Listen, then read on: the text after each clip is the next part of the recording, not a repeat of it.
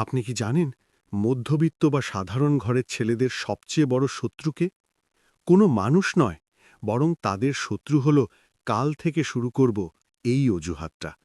আমরা ভাবি কাল পরিস্থিতি ঠিক হবে, কাল পকেটে টাকা আসবে, কাল শরীর ভালো লাগবে।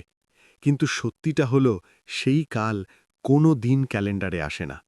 ভেবে দেখুন তো, গত ১ বছরে আপনি কতবার ভেবেছিলেন যে নিজের একটা ব্যবসা শুরু করবেন বা নতুন কিছু শিখবেন? অথচ আজও আপনি সেই একই জায়গায় দাঁড়িয়ে আছেন। কেন জানেন? কারণ আপনি একটা নিখুঁত শুরুর অপেক্ষায় আছেন। কিন্তু বাস্তবতা হল, সাঁতার শিখতে হলে আপনাকে নোংরা পানিতে নামতেই হবে। ডাঙায় দাঁড়িয়ে কিতাব পড়লে সাঁতার শেখা যায় না। বাবা মায়ের বয়স বাড়ছে, তাদের চুলে পাক ধরছে, শরীর নুইয়ে পড়ছে। তারা আপনার সফল হওয়ার জন্য আর কতদিন অপেক্ষা করবে? আপনি যখন অজুহাত দিচ্ছেন, সময় তখন আপনার আপনজনদের আপনার কাছ থেকে কেড়ে নিচ্ছে।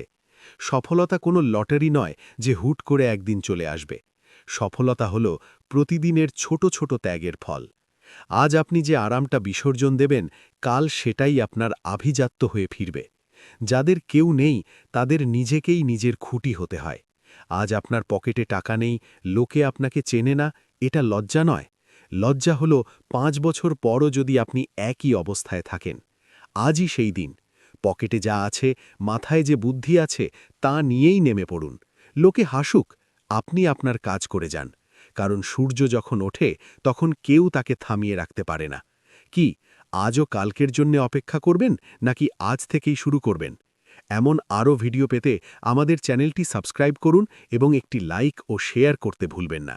আপনার মূল্যবান মতামত কমেন্টে জানাতে পারেন। ধন্যবাদ।